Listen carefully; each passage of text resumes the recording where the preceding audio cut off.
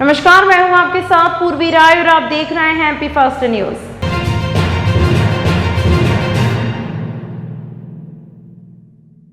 आज से लगभग 5249 वर्ष पूर्व द्वापर युग में कंस के हत्याचारों से मुक्ति दिलाने हेतु भाद्रपद माह की कृष्ण पक्ष की अष्टमी तिथि के दिन मथुरा में कंस के कारावास में देवकी मैया की गर्भ से भगवान कृष्ण ने अवतार लिया। इस दिन को भारतीय संस्कृति में अत्यंत ही धूमधाम से मनाया जाता है। इस बार 3 दिवसीय महामहोत्सव का आयोजन किया जा रहा है।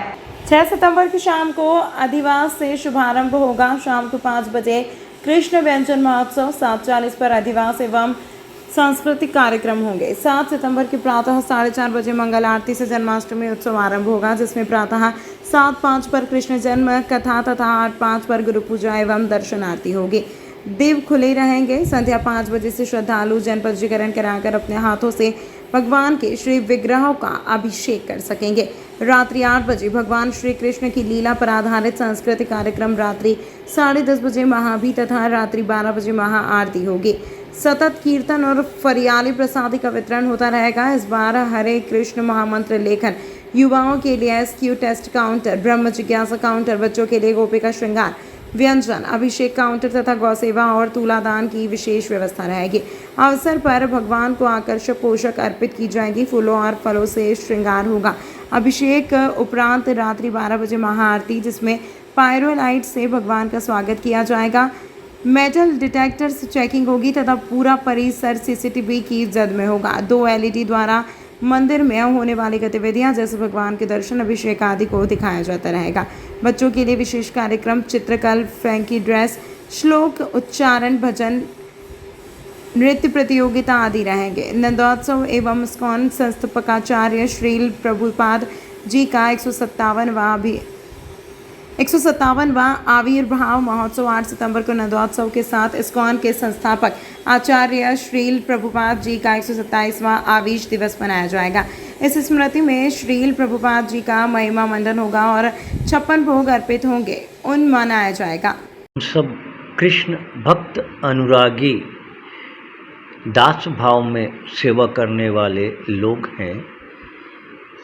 भगवान की जन्माष्टमी का जो उत्सव है हम लोगों के लिए परम हर्ष और सौभाग्य का विषय रहता है, और भी सौभाग्य बन जाता है कि दूसरे दिन इस्कॉन की जिन्होंने स्थापना की उनका जन्मदिन होता है। इस प्रकार से 3 दिवसीय कार्यक्रम का आयोजन है। हमारे यहाँ 7 सितंबर को मनाई जाएगी जन्माष्टमी। 6 को सांस्कृतिक अनुष्ठान शाम को होंगे और 7 को जन्माष्टमी विशेष पोशाक में भगवान दर्शन देंगे। साथ ही साथ दिन भर फास्टिंग रहेगा, दर्शन दिन भर खुला रहेगा और रात को 10:30 बजे अभिषेक होगा और 12 बजे महाआरती। तो इस प्रकार से इस दिन का कार्यक्रम रहेगा। दूसरे दिन विशेष रूप से होता है क्योंकि भगवान का जन्म तो हो जाता है लेकिन रात्रि में होता है, तो उत्सव दूसरे दिन नंद के यहाँ मनता है, तो इसलिए हमारे यहाँ भी दूसरे दिन नंदोत्सव होगा और प्रभुपाद जी का भी जन्मदिन है, उसको भी मनाया जाएगा। उसमें प्रभुपाद जी की महिमा का गुणगान किया जाएगा। मंदिर पर किस प्रकार से सजावट की गई आपके? मंदिर की बहुत ही सुंदर सजावट की जा रही है। इसमें जो मंदिर है वहाँ पर फल, फूल, पत्तियों से बहुत सुंदर डेकोरेशन होगा तथा विद्युत सज्जा आकर्षक रहेगी। साथ ही साथ इस बड़े उत्सव पे करीबन लाखों लोग आते हैं, तो उनका सिक्योरिटी सुरक्षा के लिए चाक चौबंद रहेगी।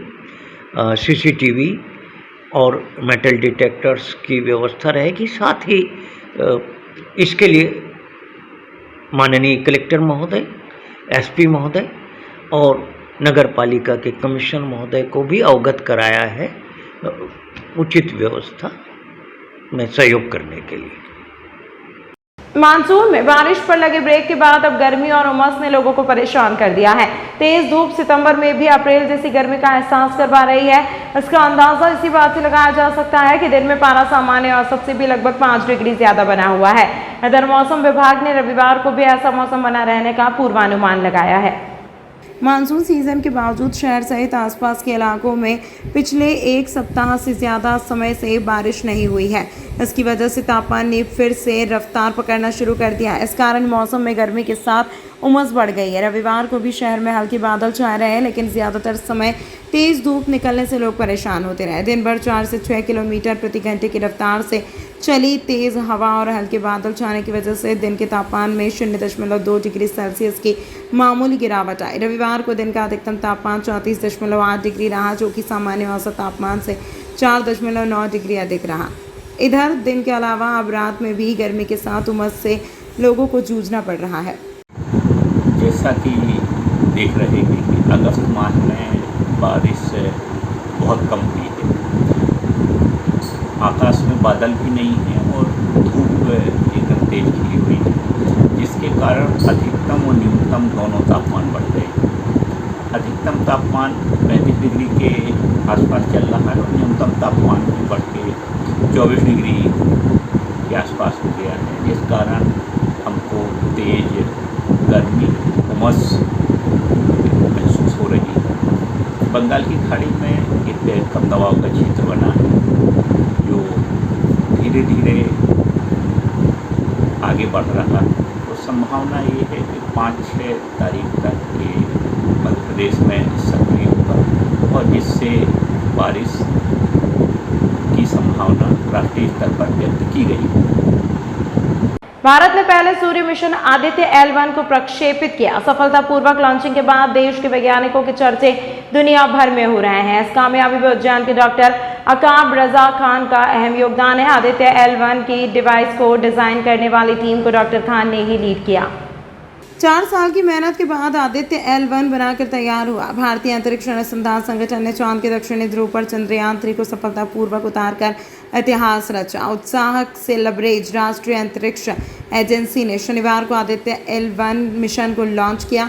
इस मिशन का उद्देश्य सूर्य का अध्ययन करना है, लेकिन मिशन सूर्य में अहम हिस्सा रहे उज्जैन के डॉक्टर अकाब रजा खान ने न सिर्फ उज्जैन बल्कि प्रदेश का नाम गौरवान्वित किया। अकाब के पिता महाराजा आर्यू खान महाराजा स्कूल में प्रिंसिपल हैं। उन्होंने बताया कि आदित्य L1 मिशन के लिए 4 साल तक अकाब ने अथक मेहनत की है। उन्होंने आदित्य L1 की डिवाइस बनाने वाली टीम को लीड किया। इसके लिए आर्यू खान के पास सांसद विधायक समेत देश भर से उन्हें जानने वालों के फ़ोन आ रहे हैं। डिवाइस डिजाइनर है आदित्य L1 का डिवाइस डिजाइनर बेटा है हमारा, उसमें हेड रोल था उसका। बाकी उसके मेंबर्स और भी हैं, है ना। और उन्हें जो ये सारा प्रोजेक्ट बनाया है आयुका में, अभी नाम आ रहा है आप लोगों का, आयुका भी है, IIT भी है, तो अलग अलग प्रोजेक्ट थे इनके। तो ये डिवाइस को डिज़ाइन करते, जैसे मैप बनाते हैं, नक्शा बनाते हैं, तो उसको डिज़ाइनिंग करने वाला वो भी क्या होता है 4 स्टेज में जो दिखाई देता है चलते हुए कि कैसे चल रहा है, कैसे बैठ रहा है, वो सारी चीज़ें उसने डिज़ाइन किया है इसको। किस तरह से शुरुआत करी थी बेटे ने, कब गया था और क्या उसका पूरा विजन था? उसका शुरुआत तो बहुत पहले से ही, जब वो 7th-8th क्लास में था तो यहाँ पे वराहमीर वैज्ञानिक धरोहर शोध संस्थान है, उसके माध्यम से वो सोलर स्पेस पे लिए काम करता आया। तो उसको इतना शौक था कि आसमान में कौन सा तारा कितना डिस्टेंस पे, वो 7th क्लास में बता दिया करता था। तो हमारी संस्था भी यही थी, वराहमीर जो है उसका नाम भी इसी के लिए है, और SN गुप्ता सर उसके डायरेक्टर हैं।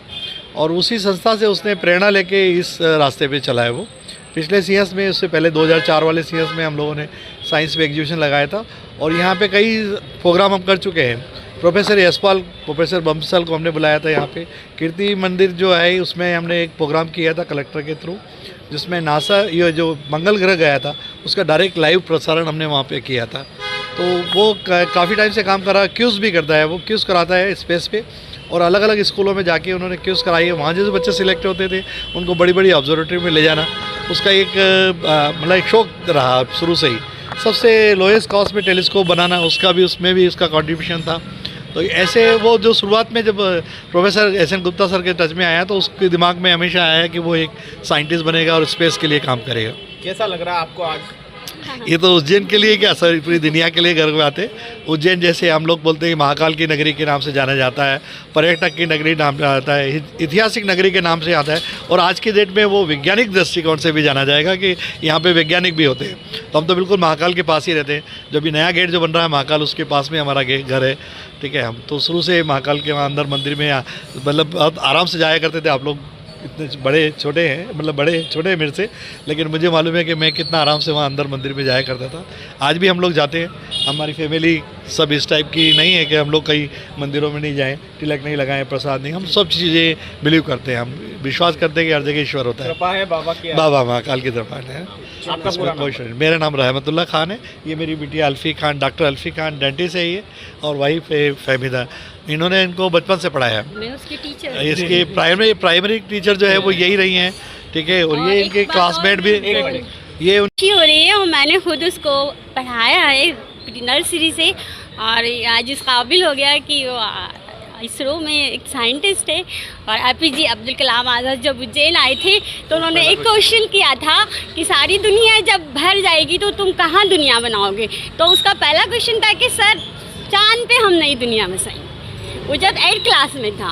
और उसके बाद तो APJ से बहुत बार मिले, वहाँ भी गए और इसरो में, और बहुत मतलब उसका बहुत ज़्यादा मेहनत है उसको यहाँ तक पहुँचने के लिए। हम लोग बिल्कुल मिडिल क्लास से आते हैं, बहुत ज़्यादा उसने मेहनत की है। मेरा नाम फहमीदा खान। उज्जैन विश्व प्रसिद्ध श्री महाकालेश्वर मंदिर में सोमवार को सुबह करीब 8 बजे मुख्यमंत्री शिवराज सिंह चौहान पहुंचेंगे। यहां पर वे प्रदेश में अच्छी बारिश की कामना के साथ महारुद्र अनुष्ठान में भाग लेंगे। बताया गया है कि मुख्यमंत्री करीब 2 घंटे मंदिर में रहेंगे। हालांकि मुख्यमंत्री का आधिकारिक कार्यक्रम अभी जारी नहीं हुआ है। चुनावी वर्ष में महाकाल मंदिर में होगा विशेष अनुष्ठान, सुबह 10 बजे तक चलेगा। श्री महाकालेश्वर मंदिर से निकलने वाली भगवान महाकाल की नवम सवारी 4 सितंबर सोमवार को निकलेगी। सोमवार को निकलने वाली नवम सवारी भादो महीने की पहली सवारी होगी। श्री महाकालेश्वर मंदिर से श्रावण के बाद अब भादो महीने की 2 सवारी निकाली जाएगी। 4 सितंबर सोमवार को बाबा महाकाल की भादो माह की पहली व क्रमानुसार नवम सवारी मंदिर परिसर से शाम 4 बजे धूमधाम से निकलेगी। सवारी के दौरान भगवान श्री महाकालेश्वर रजत पालकी में श्री चंद्रमौलेश्वर के रूप में विराजित होंगे।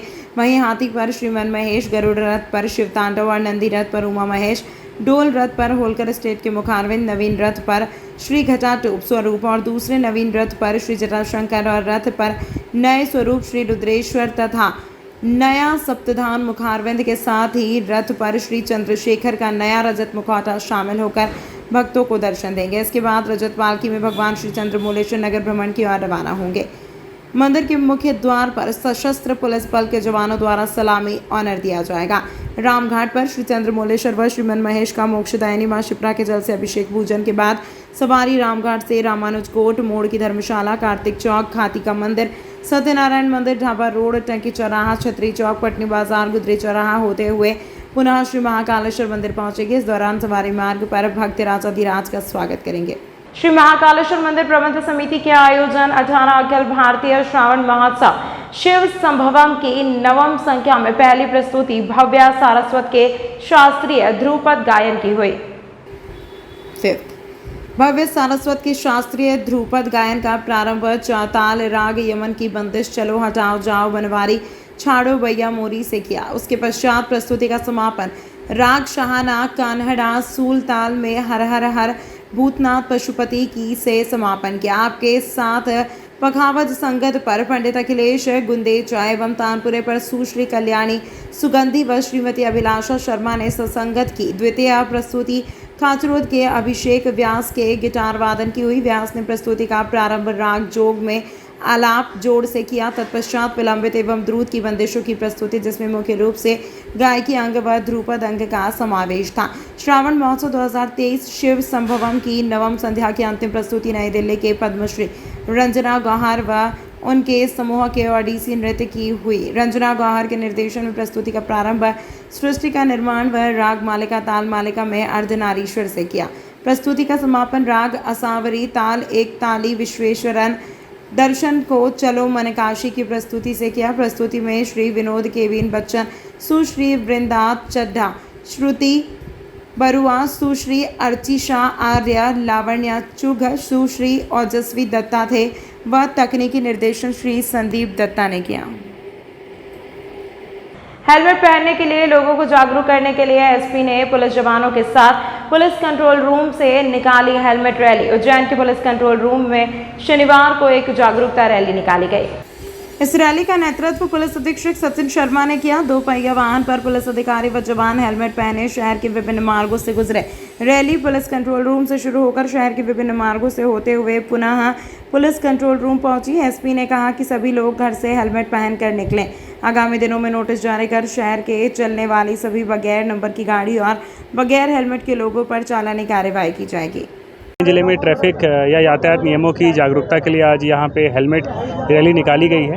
भविष्य में हमारी कार्य योजना है कि ज़्यादा से ज़्यादा हम लोग जन सहयोग और समन्वय के माध्यम से प्रयास करें कि जितने भी लोग अपने घरों से निकलते हैं हमेशा हेलमेट पहन के निकलें, और इसके लिए बहुत ज़्यादा ज़रूरी है कि हम एक डायलॉग स्टैब्लिश कर पाएँ। आज हम लोगों ने एक सामान्य प्रक्रिया की है। भविष्य में हम लोग पूर्व में आह्वान करके और जितनी भी बाइकें हम बिना नंबर की और हेलमेट पे पकड़ेंगे सबका कोर्ट का चालान बनाएंगे। सर कहाँ से शुरुआत हुई और कहाँ तक गई रैली? इसकी कंट्रोल रूम से शुरुआत हुई है। शहर के जो प्रमुख मार्ग हैं उनसे होते हुए वापस यहीं पे आई है। तमाम महत्वपूर्ण खबरों के लिए देखते रहिए MP फर्स्ट न्यूज़।